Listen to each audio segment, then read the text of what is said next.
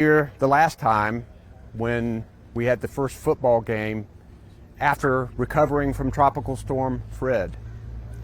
This town of Canton has so many resilient, dedicated and determined people. They came back from Tropical Storm Fred. They came back from this mill closing that hurt this area economically, and they're going to come back from this. I'm so impressed with the preparation that was done here, understanding what storms could do, but not expecting the magnitude of the storm that actually hit. Water raging in rivers all over western North Carolina in an unprecedented way. We know that this unprecedented catastrophic storm requires an unprecedented response, and we're in the middle of that right now. That is involving federal, state, local, nonprofit, communities of faith, coordinating to help people. I have a list of things that we're providing to Haywood County. I won't go down it all, but it goes from water to medical cots to swift water rescue teams to law enforcement officers to medical and nurses and incident management teams, canine search teams, EPA hazmat specialists, high water clearance vehicles, cellular on wheels, ambulance strike team. The list goes on and on. It's amazing what you take for granted when you no longer have it and really didn't even know that it was there. And now we're having to work to make sure it gets back up to speed again. Know that we're all committed 24/7 around the clock to make sure that Western North Carolina recovers. We do have 92 search and rescue teams. There are still people that we are trying to find and get to. The good thing is that a lot of people have now begun getting communication and are letting their loved ones know they are okay, but there are still others in individual counties that they are going after, and we have teams helping them. I'm glad to be here with FEMA Administrator Deanne Criswell. Her and her team have been with us since day one. How many now? It was over 50,000 who've applied for FEMA assistance yesterday evening. It's definitely much more than that. Much more than that, but people can go to disasterassistance.gov or download the FEMA app and can register for help. More than $6 million has already been paid to people. We're grateful to have her here. We also have our Secretary of Department of Public Safety, Eddie Buffalo, working with our emergency management team to coordinate with the counties. We have our Secretary of the Department of Health and Human Services, Cody Kinsley.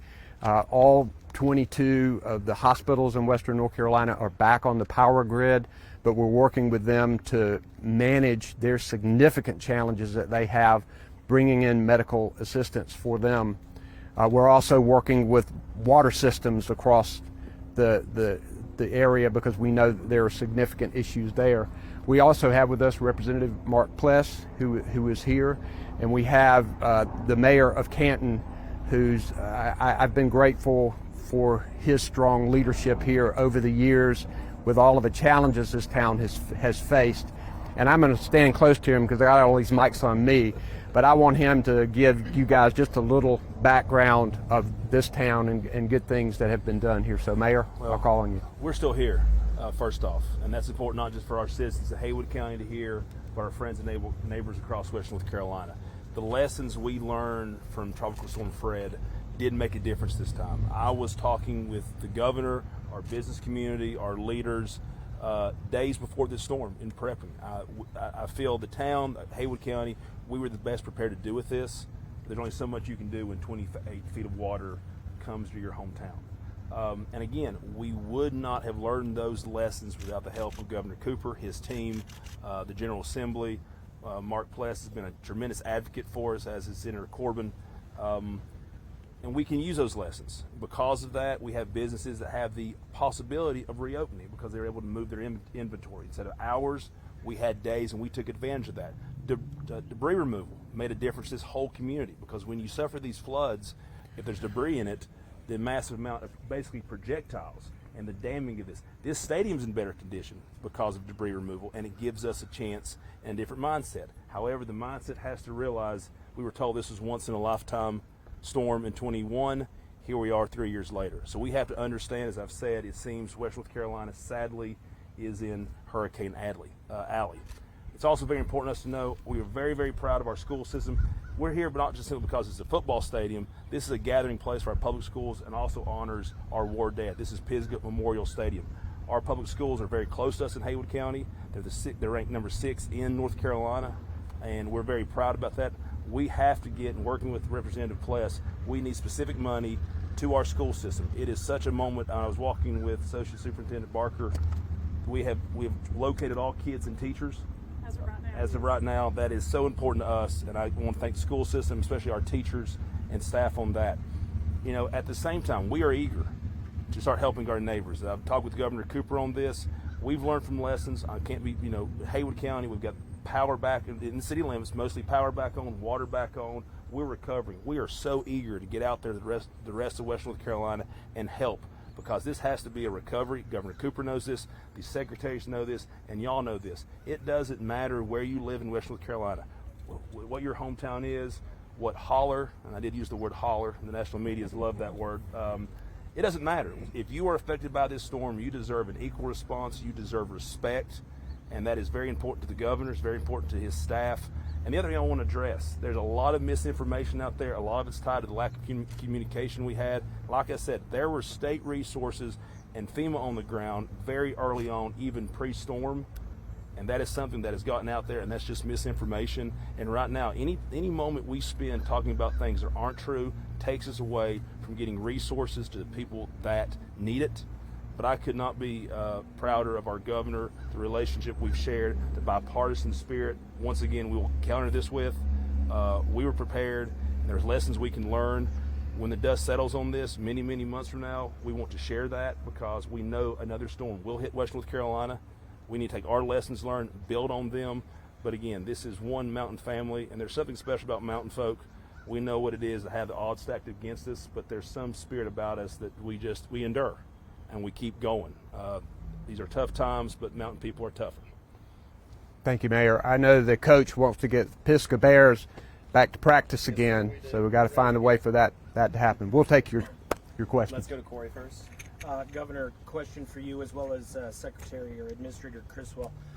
We are seeing resources flow in, the needs of citizens are being met, but unfortunately we are seeing unparalleled misinformation coming out. Talk just a little bit about how that impedes y'all's efforts to serve the people who have been affected here.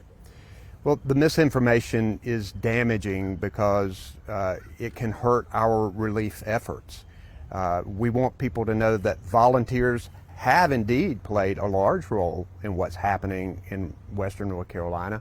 And the good thing is that volunteer effort has been coordinated and is something that we anticipate before every disaster, and we're grateful.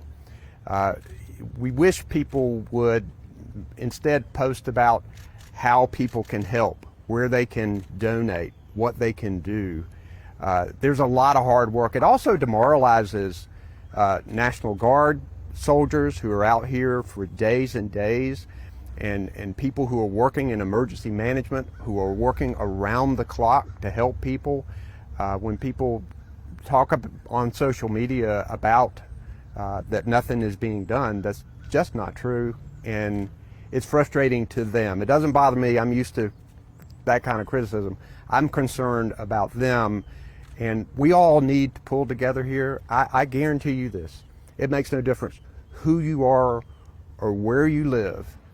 If you need help, we're going to work around the clock to try to get you that help. And one of the good things, this is my 7th or 8th county. I plan to hit everywhere in Western North Carolina. And one of the things I've been able to do is get people to tell me things that are happening that are good, and tell me things that they need. And not only do we try to address those individual needs, but we also are hearing that, hey, this is some area where we need to do even more. And there's so many things that people need that we want to make sure that we provide for them. And Administrator, I don't know if you want to add anything to that. Governor, I'll just add 2 very specific things for us. One, there's a lot of misinformation about the fact that we are not going to have enough money because it's being redirected elsewhere. Just plain false. We have everything you need, Governor, everybody here in North Carolina, and we are going to be able to continue to provide that assistance as long as you need it. And the second part I want to say is we have resources for individuals. We want them to apply for assistance. This level of misinformation creates this scenario where they won't even come to us. They won't even register. And I need people to register so they can get what they're eligible for through our programs. And so I really need your help in letting people know that the resources are here. They'll continue to come, and they need to apply to FEMA so they can get additional financial assistance, the individuals, for the things that they need most. Spectrum. Hi, Governor Cooper. This community, Haywood County, Canton, has seen so much from Fred to the pandemic to the mill closure. I just want to know what you want to say to people in Haywood County, and specifically Canton, as they're sort of going through yet another rough time.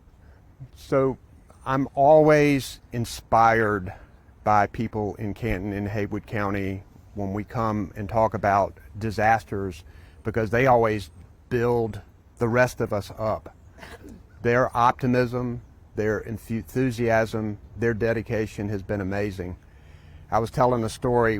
One of the things that we do to deal with disasters is that we have agreements with other states where they come in a coordinated way and help us. So we have people from all over the United States who are helping us, and we send our teams to other states when they need us.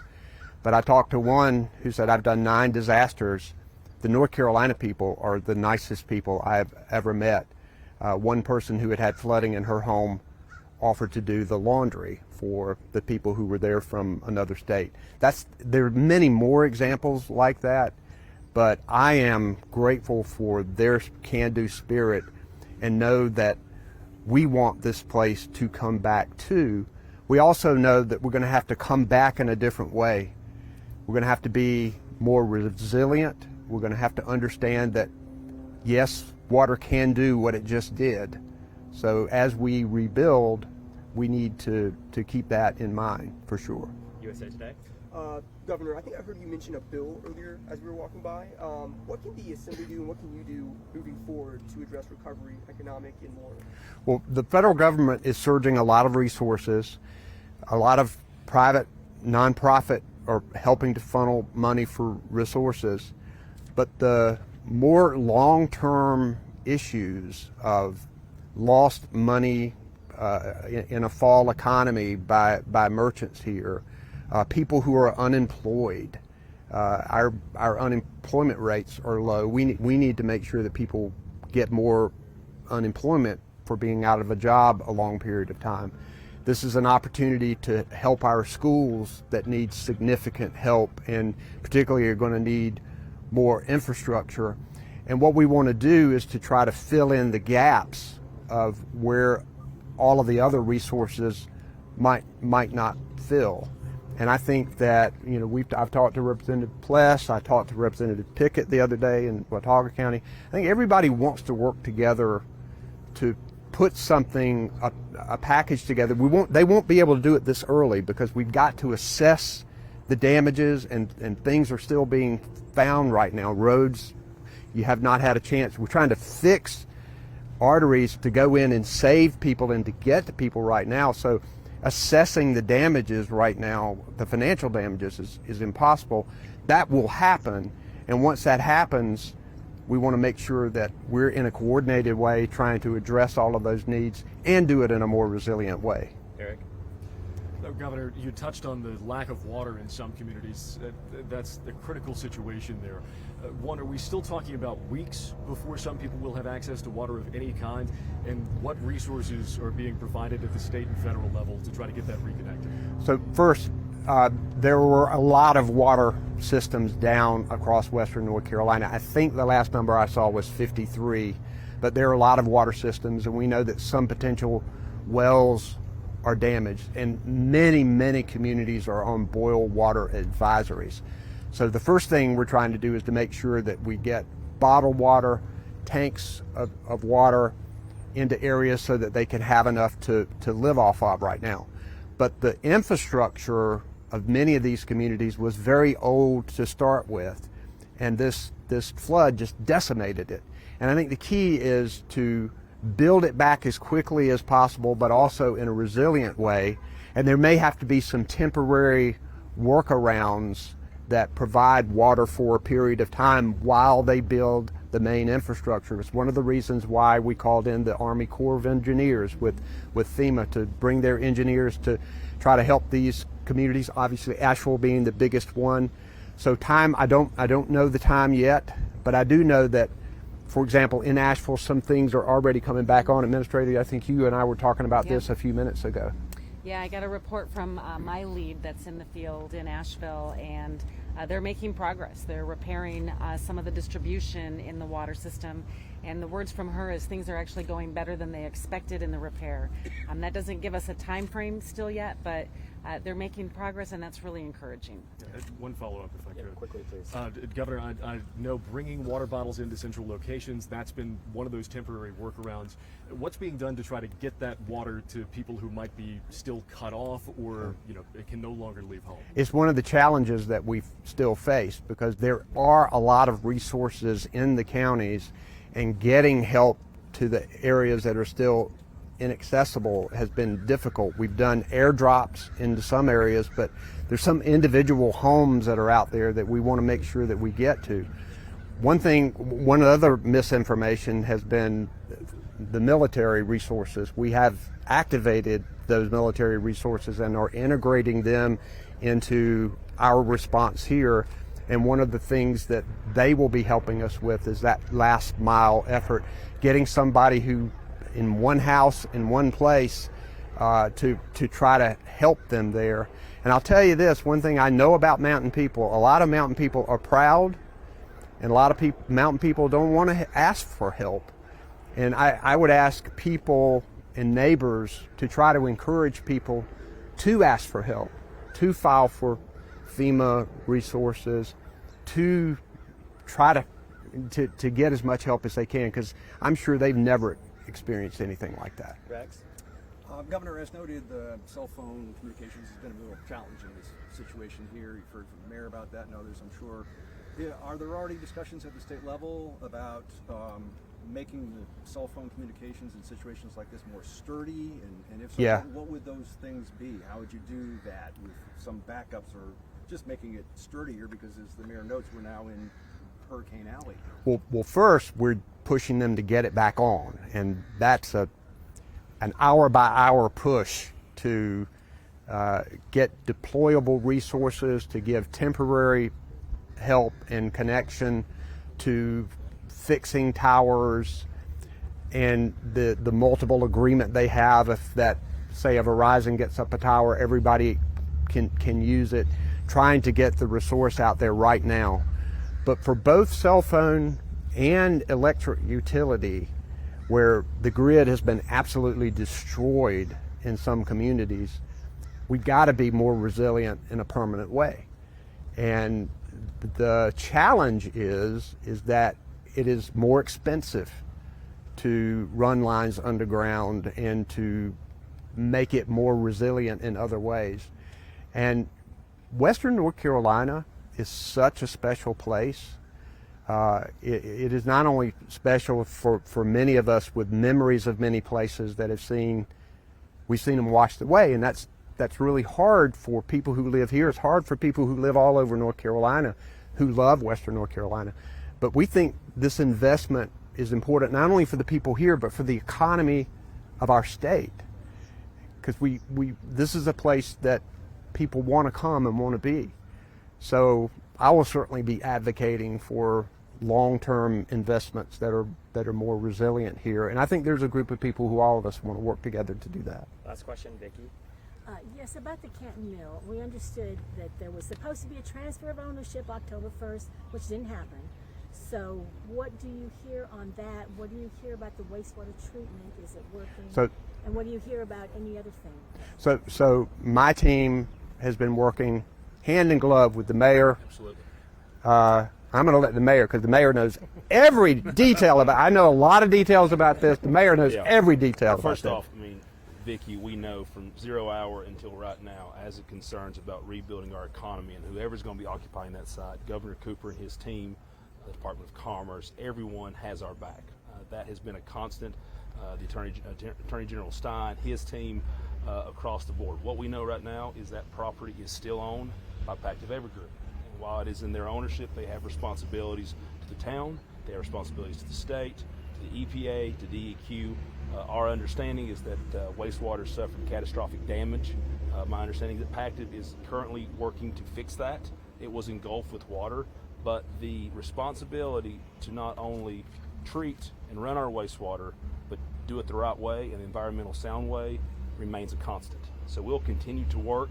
Obviously, my understanding is the Spiritas, the potential buyer, is still interested. But again, it's one of those things. The world looks much different now than it did literally a week ago. If we were in this stadium a week ago, we had all been underwater. So we're finding those answers. You've got two private companies. I know Spiritas is still interested, but the responsibilities for the not just the mill site, the Lake Logan Dam and the landfill still falls with Pactive Evergreen, and we expect them to do exactly as they should by law and by the duties and responsibilities they have, not just Haywood County, but the state of North Carolina and the United States. Thanks, y'all. One more, if I could, really fast. I know, but there's one. Banner Elk. Go quickly. Yeah. Banner Elk in the last hour has said, we strongly recommend leaving the area while infrastructure is impacted. Is that advice that the state has for people in other areas without this critical infrastructure? I don't know the specifics of that, so I don't think I can should answer that. Thanks. Okay. Okay. I'll do it for you. Thank you. I appreciate it. Yeah, you had a lot of questions today, right? Yeah. Yep. It's a busy day, man. Yep, that's good.